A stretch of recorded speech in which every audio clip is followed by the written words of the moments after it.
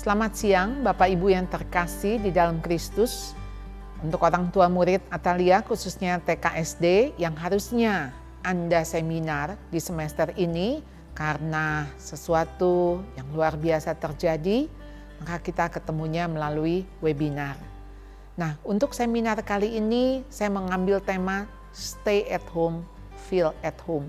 Sudah beberapa bulan kita ada di rumah. Awalnya mungkin kita merasa excited. Kapan lagi bisa bangun siang? Kapan lagi seharian dengan anak-anak? Kita hanya bisa liburan kalau kita mau waktu seperti itu. Tetapi saat ini kita seperti dipaksa untuk berada di rumah. Kita dipaksa untuk stay at home. Nah, tentu sesuatu yang dipaksa dan terpaksa pasti tidak nyaman. Pasti kita ingin cepat-cepat keluar dari situasi yang dipaksa. Bagaimana kita bisa stay at home tapi feel at home?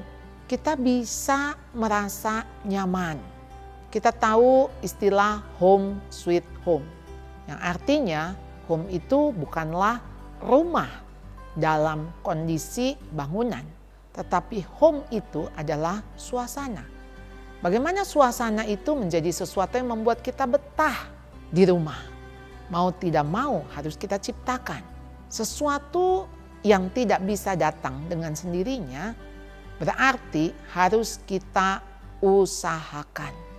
Ternyata betah menurut definisi KBBI adalah tahan menghadapi situasi yang tidak menyenangkan. Tahan menghadapi penderitaan. Karena biasanya kita tahu betah itu adalah suasana yang nyaman, menyenangkan. Tapi ketika bagaimana tahan terhadap sebuah penderitaan, itu juga betah. Berarti betah di sini kita harus betah-betahin. Kita usahakan betah. Dan saat ini yang kita nggak tahu berapa lama lagi kita harus berada dalam situasi seperti ini, kita harus ingat ini bisa jadi momen. Karena akan berakhir kok. Nggak selamanya seperti ini. Kenapa kita nggak ciptakan momen untuk kita bisa menikmati berada di rumah. Nah, momen ini kita adakan. Jadi bagaimana ketika kita bisa membuat suasana rumah itu menjadi suasana menyenangkan, kita betah ada di rumah, kita nggak menjadi bosan, nggak menjadi jenuh, nggak menjadi lelah, apalagi stres. Yuk belajar tahan di rumah. Saudara, belajar tahan di rumah itu singkatan daripada betah. Jadi betah, belajar tahan di rumah. Saya akan memakai singkatan betah ini menjadi huruf B, E, T, A, H. B yang pertama adalah berubah. Berubah untuk apa? Menjadi lebih baik. Perubahan tentu saja bisa menjadi lebih buruk. Tapi bukan itu yang kita mau. Namanya belajar pasti menghasilkan sesuatu yang lebih baik. Saya yang hari ini lebih baik dari saya yang kemarin. Saya yang besok adalah lebih baik daripada saya yang hari ini. Jadi mestinya kita itu semua bertumbuh, baik orang tua maupun anak-anak. Kita harusnya menjadi orang yang lebih baik di dalam karakter. Karena karakter sesuatu yang akan kita bawa ketika kita meninggal. Apa yang dibacakan waktu di pemakaman? Apakah orang mengatakan, wah dia meninggalkan harta sekian-sekian? Pasti yang dibacakan adalah karakternya.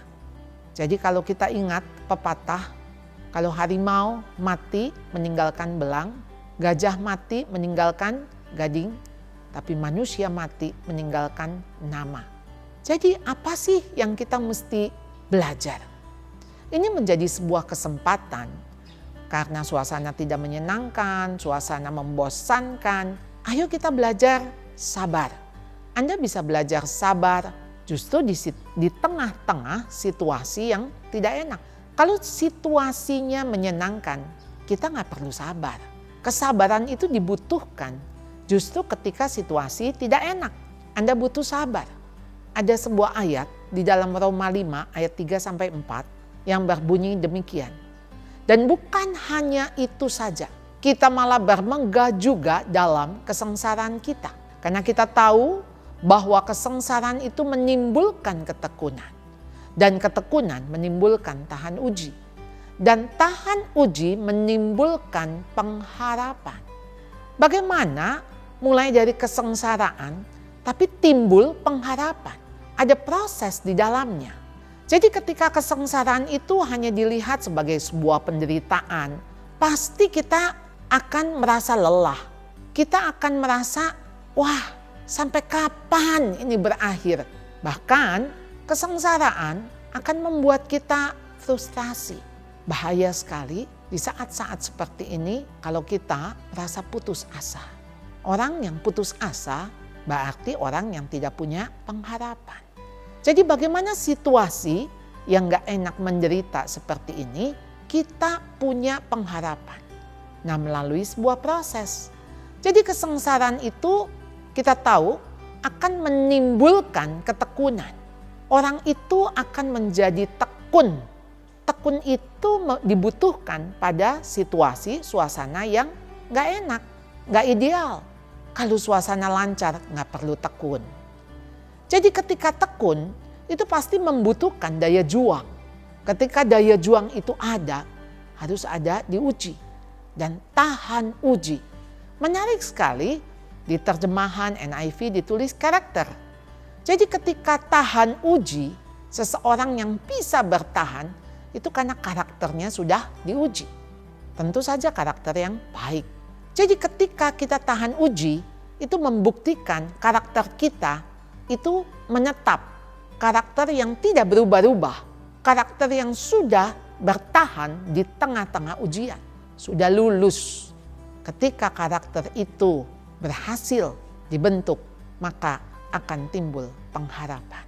Bukankah saat ini hanya hope? Hope kita apa? Pengharapan kita apa? Ini segera berakhir. Oleh karena itu, mari kita lihat yang sekarang. Waktu yang sekarang harus kita manfaatkan. Banyak hal yang kita bisa lakukan dengan kita belajar bertahan, dengan berubah. Coba kita buat, hari ini saya mau belajar apa?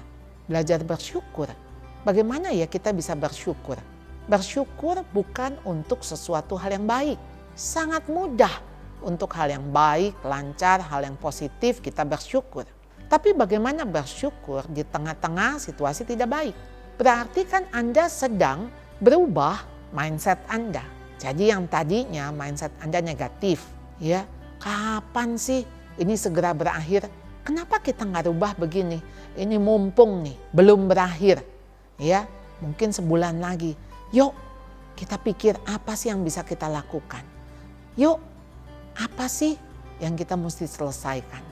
Apa yang kita mesti koreksi? Apa yang kita pelajari? Huruf yang kedua adalah E, eling.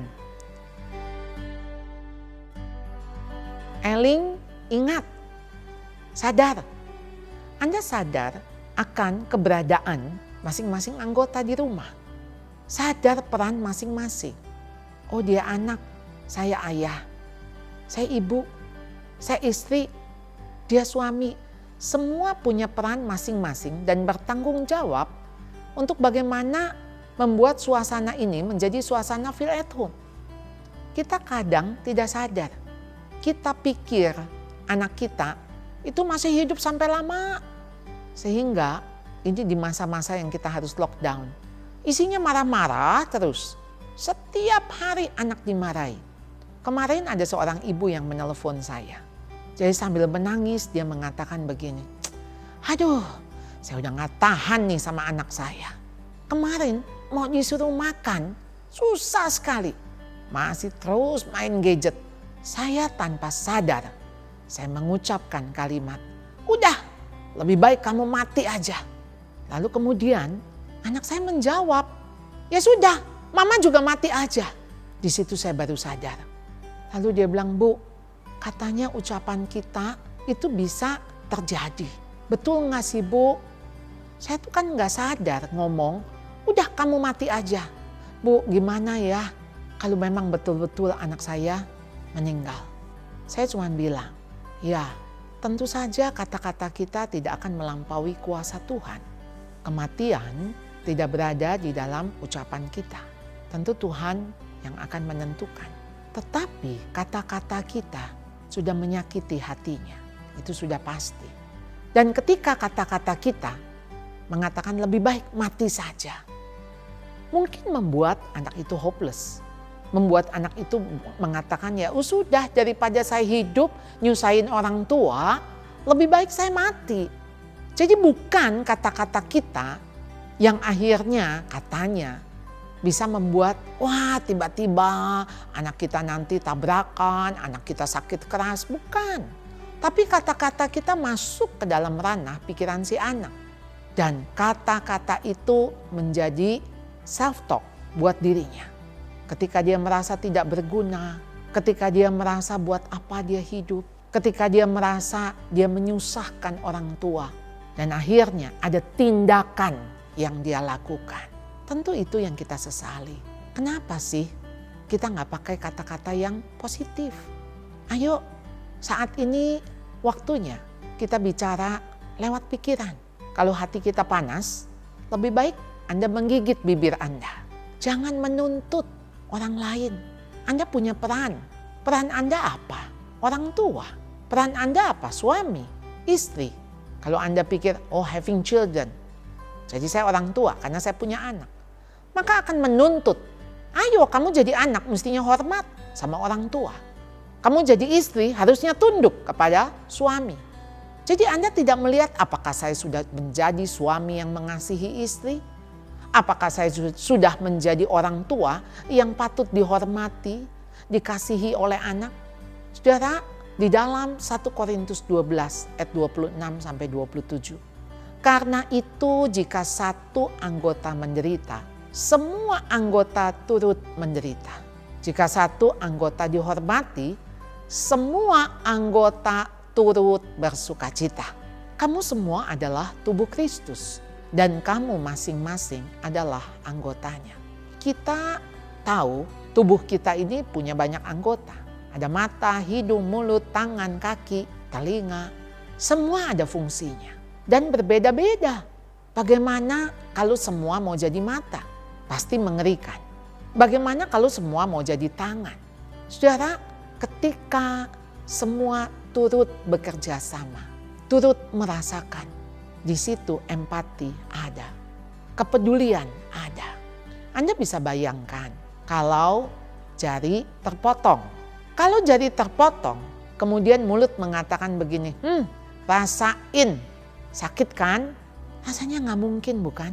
Ketika jari Anda terpotong, pasti mulut Anda akan mengatakan apa? Aduh! Dan tangan yang satunya lagi akan cepat-cepat mengambil obat merah atau betadin. Dan mata Anda mungkin mengeluarkan air mata. Satu anggota menderita, seluruh anggota menderita. Dan disinilah kepedulian harusnya terjadi. Kenapa? Karena kita ini di dalam satu tubuh. Jadi nggak mungkin satu anggota terhadap anggota yang lain meremehkan, merendahkan. Ayo, mumpung kita stay at home. Bagaimana kita ngajarin anak antara kakak dan adik saling menghargai, saling mendahulukan. Kamu duluan deh. Saling mendahului dalam memberi hormat, saling berbagi. Kata saling di sini betul-betul menunjukkan bahwa kita sadar akan peran kita, akan keberadaan. Anak kita, istri kita, suami kita belum tentu masih lama hidup bersama kita. Semua ada batas expirednya.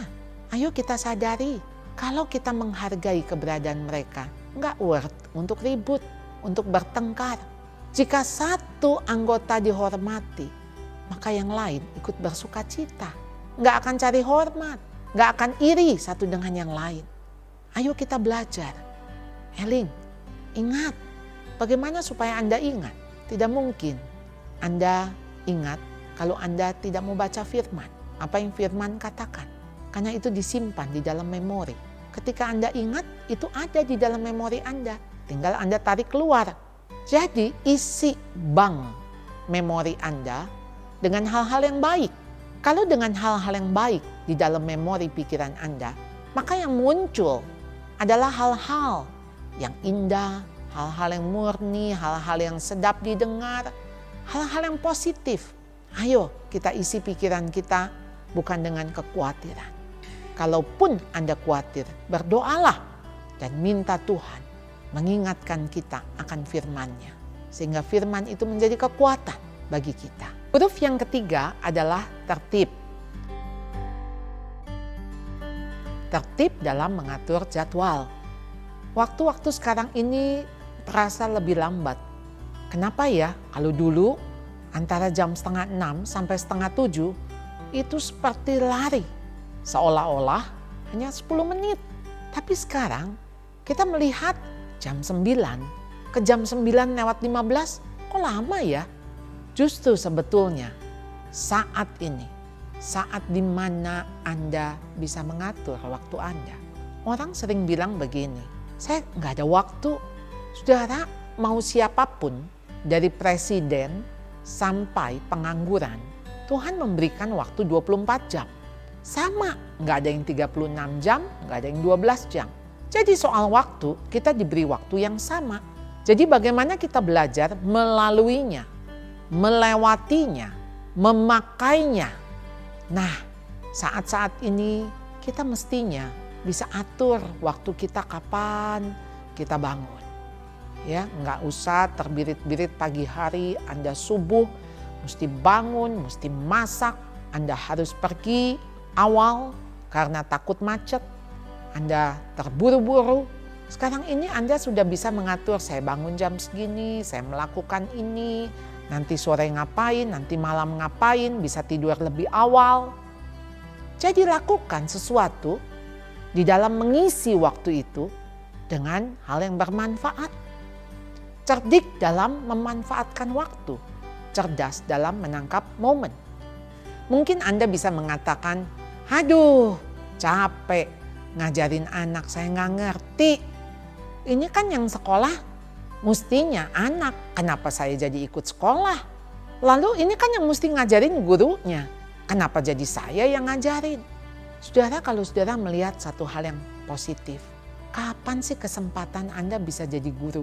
Mungkin suatu saat anak Anda akan cerita, dulu ya mama tuh pernah ngajar saya, dulu papa tuh pernah ngajar saya. Wah, itu momen yang tidak akan terlupakan. Itu menjadi memori yang dibawa anak-anak sampai mereka dewasa. Dan yang lebih penting itu teladan. Ketika mereka melihat teladan orang tuanya, mereka akan meniru. Mereka akan meneruskan itu kepada cucu kita. Jadi bagaimana mereka juga bisa ngajar. Bagaimana mereka bisa memanfaatkan waktu untuk bisa bersama-sama. Di dalam Efesus pasal 5 ayat 15 sampai 17. Berbunyi demikian. Karena itu, perhatikanlah dengan seksama bagaimana kamu hidup. Janganlah seperti orang bebal, tetapi seperti orang arif. Dan pergunakanlah waktu yang ada. Karena hari-hari ini adalah jahat. Sebab itu janganlah kamu bodoh, tetapi usahakanlah supaya kamu mengerti kehendak Tuhan. Bapak Ibu, waktu adalah sesuatu yang Tuhan tidak berikan kepada kita untuk kita kuasai. Tuhan memberikan ini untuk kita hanya melaluinya saja.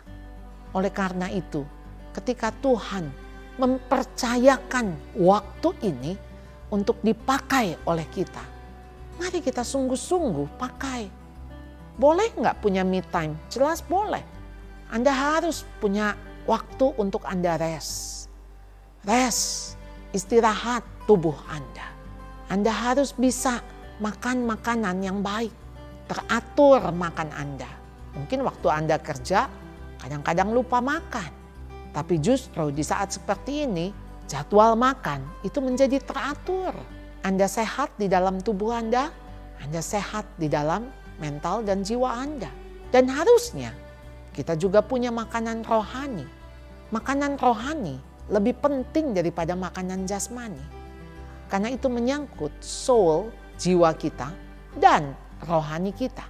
Karena di dalam hati yang gembira, itu ada kekuatan, bahkan ada kesembuhan.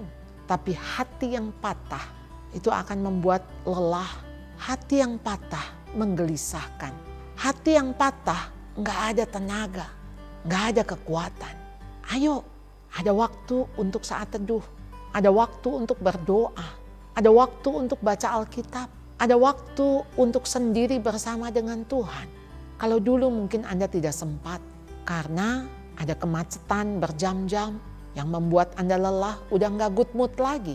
Kalau sekarang Anda bisa atur waktu Anda. Mengatur waktu untuk menjaga relasi kita. Relasi dengan Tuhan. Relasi dengan orang-orang di rumah. Relasi dengan diri sendiri. Kalau Anda bisa menjadwalkan apa yang Anda mau lakukan, pasti makin banyak hal yang bisa Anda lakukan. Anda akan semakin betah di rumah. Anda nggak akan bosan. Rasanya nggak ingin cepat-cepat ini berlalu. Karena Anda bisa mengisi ini dan itu. Kegiatan yang positif membuat Anda bertumbuh lebih baik. Itu akur. Bagaimana Anda membangun relasi?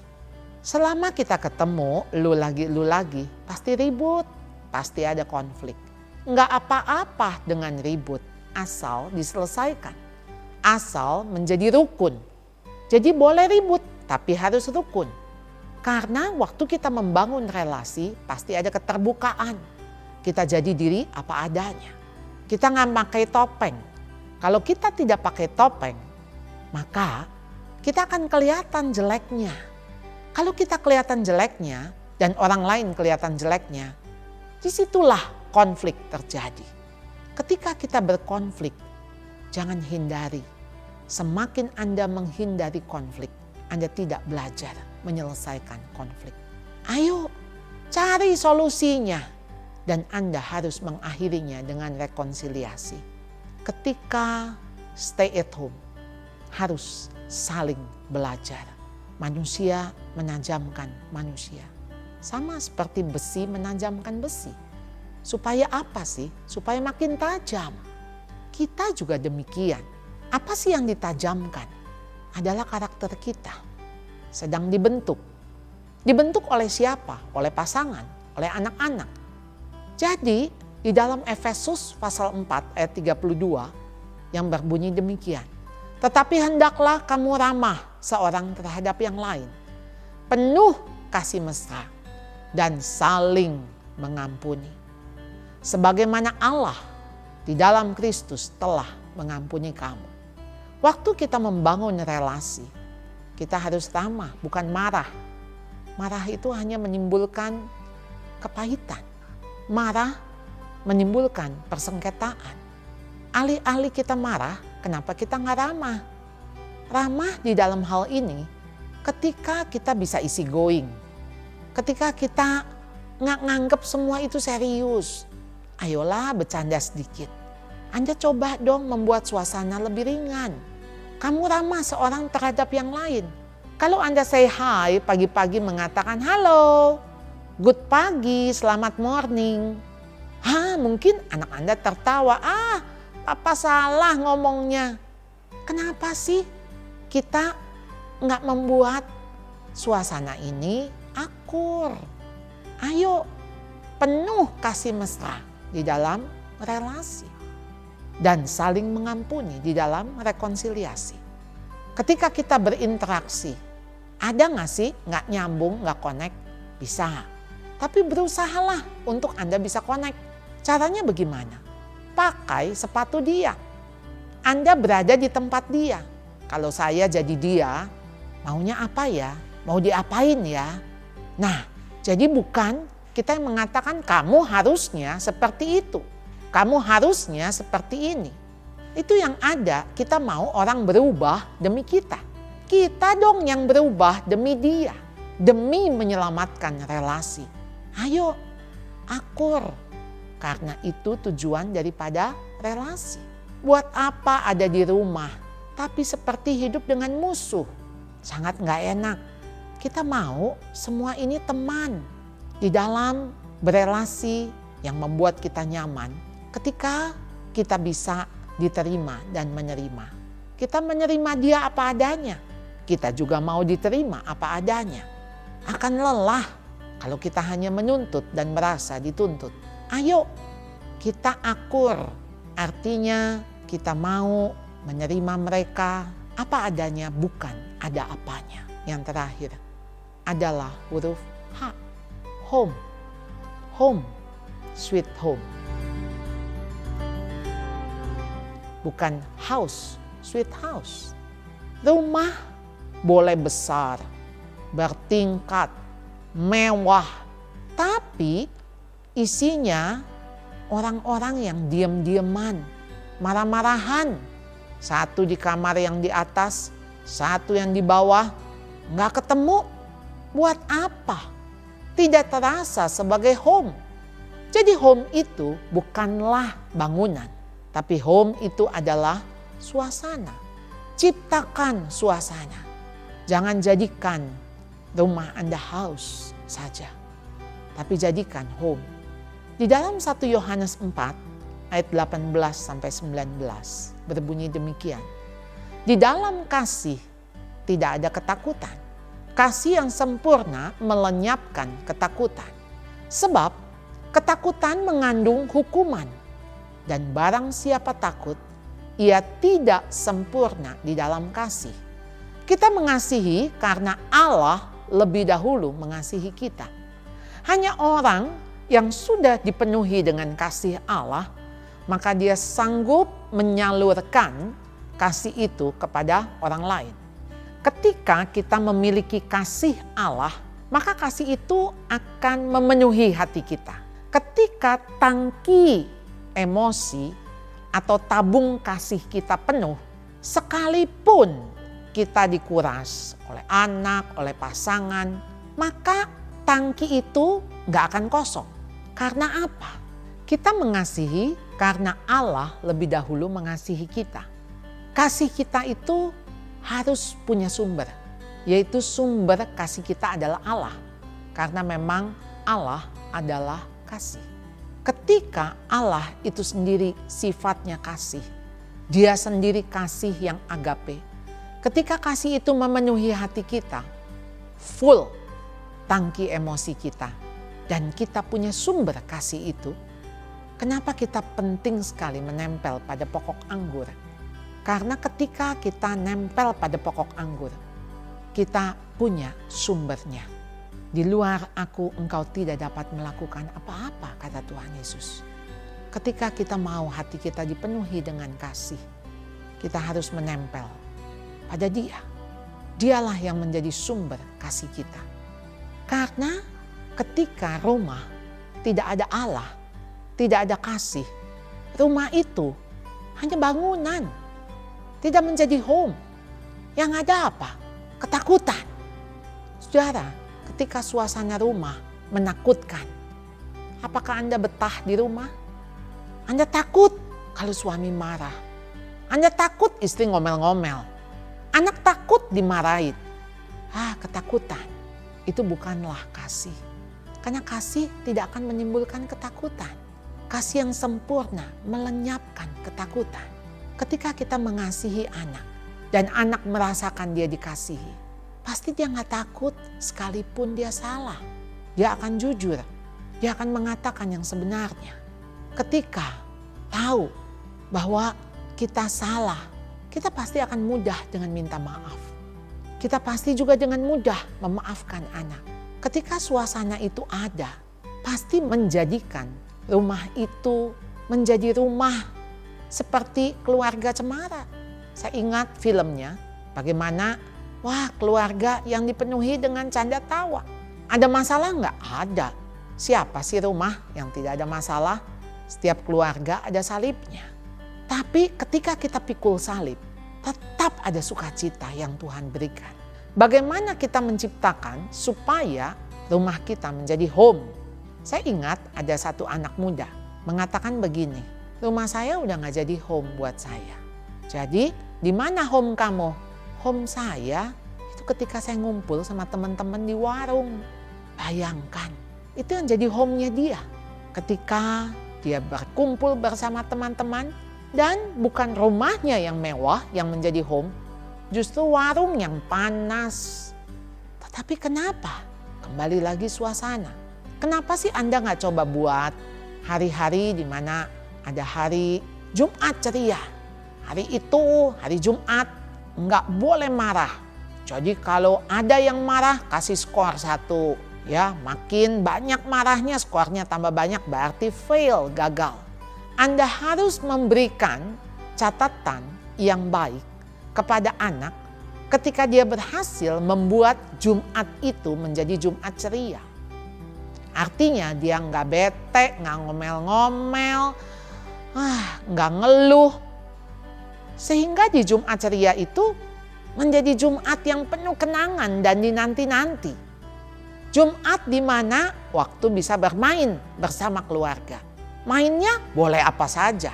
Coba bayangkan main misalnya katakan main gamsuit gitu ya, gambreng. Siapa yang beda sendiri, nanti dia yang kalah. Kalau kalah, bukannya harus dikasih tepung. Wah, pasti itu menggelikan buat anak-anak. Ya, anak-anak itu melihat sesuatu yang berbeda, buat dia lucu banget. Mungkin kita biasa-biasa aja. Tapi buat anak, wah dia bisa tertawa terbahak-bahak. Anda bisa membuat juga Rabu Gila. Rabu Gila bisa gila-gilaan. Gimana? Ya, begitu kita stay at home kan nggak pakai kaos kaki. Kita bisa pakai kaos kaki belang kiri kanan. Kita bisa pakai atasan dan bawahan yang berbeda.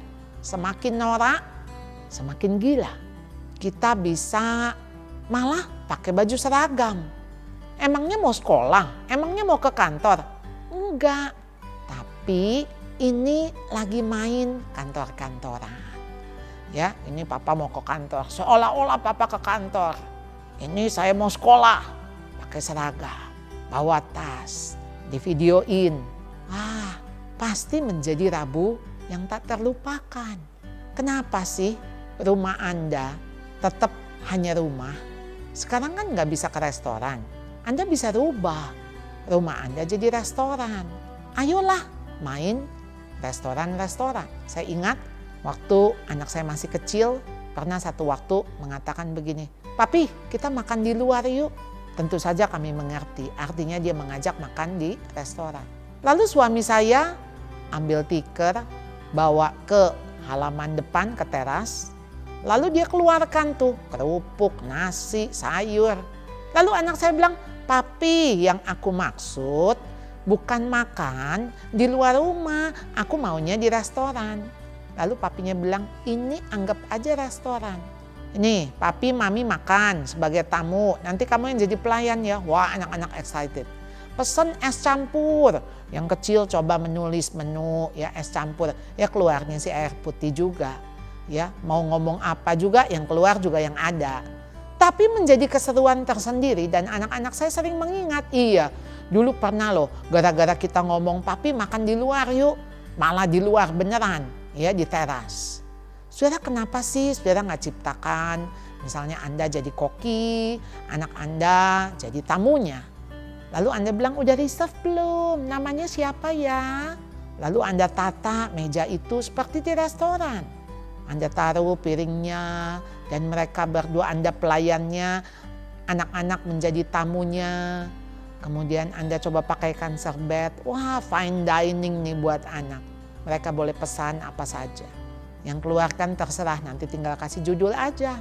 Jadi ciptakan suasana. Apa yang mereka mau?